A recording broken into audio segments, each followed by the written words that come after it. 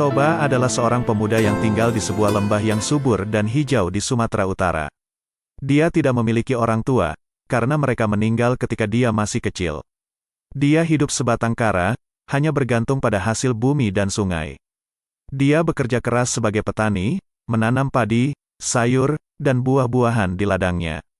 Dia juga seorang nelayan yang handal, sering memancing ikan di sungai yang mengalir di dekat rumahnya. Suatu hari, ketika matahari mulai terbenam, Toba pergi ke sungai untuk memancing seperti biasa. Dia membawa pancing, umpan, dan keranjang.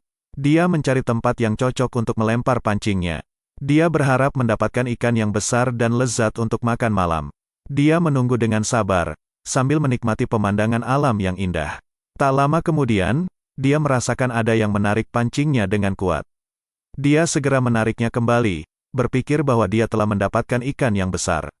Namun, dia terkejut ketika melihat apa yang ada di ujung pancingnya. Bukan ikan biasa, melainkan seekor ikan mas yang sangat besar dan berkilau. Ikan itu bersinar seperti emas di bawah sinar matahari. Ikan itu juga tampak sangat cantik dan anggun, dengan sisik yang halus dan mata yang menawan.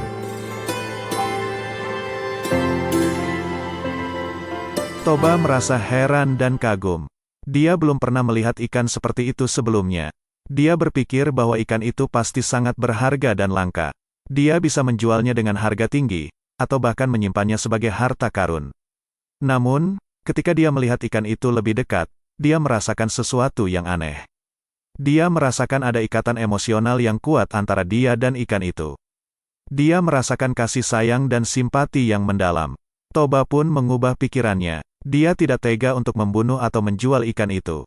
Dia memutuskan untuk membawanya pulang dan memeliharanya di sebuah kolam yang ada di belakang rumahnya. Dia berpikir bahwa ikan itu mungkin akan menjadi teman yang baik baginya, yang selama ini hidup sendirian. Dia pun melepaskan ikan itu dari pancingnya, dan memasukkannya ke dalam keranjang dengan hati yang gembira. Sesampainya di rumah, dia melepaskan ikan tersebut di kolam belakang rumahnya.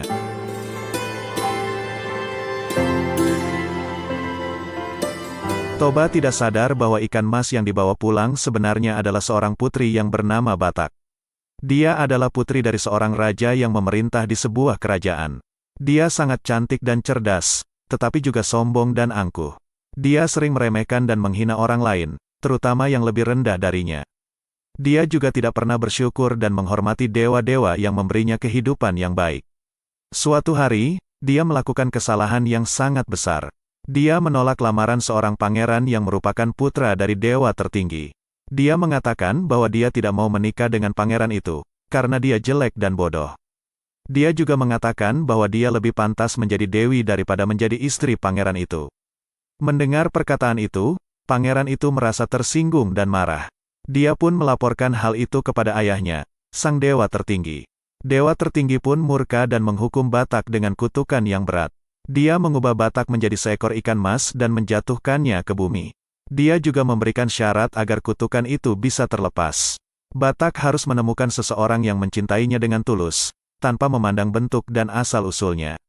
Jika tidak, dia akan tetap menjadi ikan mas selamanya. Batak pun jatuh ke bumi dan masuk ke dalam sungai yang mengalir di lembah tempat Toba tinggal. Dia merasa sangat sedih dan kesepian. Dia tidak bisa berkomunikasi dengan siapapun, dan tidak ada yang peduli padanya. Dia juga merasa malu dan rendah diri, karena dia yang dulunya sangat cantik dan mulia, kini menjadi seekor ikan yang hina dan tak berdaya. Namun, nasibnya berubah ketika dia bertemu dengan Toba. Toba adalah orang pertama yang menunjukkan kasih sayang dan perhatian padanya. Toba tidak memandang Batak sebagai ikan, melainkan sebagai makhluk hidup yang berharga. Toba juga tidak tahu bahwa Batak adalah seorang putri yang dikutuk, melainkan hanya sebagai ikan mas yang cantik dan berkilau. Toba pun membawa Batak ke rumahnya dan merawatnya dengan baik. Batak pun merasakan sesuatu yang belum pernah dia rasakan sebelumnya, yaitu cinta. Dia jatuh cinta pada Toba yang baik hati dan setia. Dia juga merasa bersyukur dan berterima kasih kepada dewa-dewa yang memberinya kesempatan untuk bertemu dengan Toba. Dia pun berdoa agar kutukan itu bisa terlepas, agar dia bisa berubah menjadi manusia dan bersama dengan Toba. Doa Batak pun terkabul. Suatu malam, ketika Toba sedang tidur, Batak berubah menjadi seorang perempuan cantik. Dia keluar dari kolam dan masuk ke dalam rumah Toba. Dia membangunkan Toba dan memeluknya erat. Toba pun terkejut dan senang. Dia tidak percaya bahwa ikan mas yang dia pelihara selama ini adalah seorang perempuan cantik yang mencintainya. Dia pun menyambut Batak dengan cinta dan bahagia. Mereka pun menikah dan hidup bahagia. Mereka juga dikaruniai seorang anak laki-laki yang mereka beri nama Samosir. Samosir tumbuh menjadi seorang anak yang tampan dan cerdas, seperti ibunya. Mereka hidup harmonis dan damai, tanpa ada yang tahu tentang rahasia Batak. Mereka juga tidak pernah melupakan syarat yang harus dipenuhi oleh Batak, yaitu mereka tidak boleh memberitahu siapapun tentang asal-usul Batak. Jika tidak, akan terjadi bencana besar.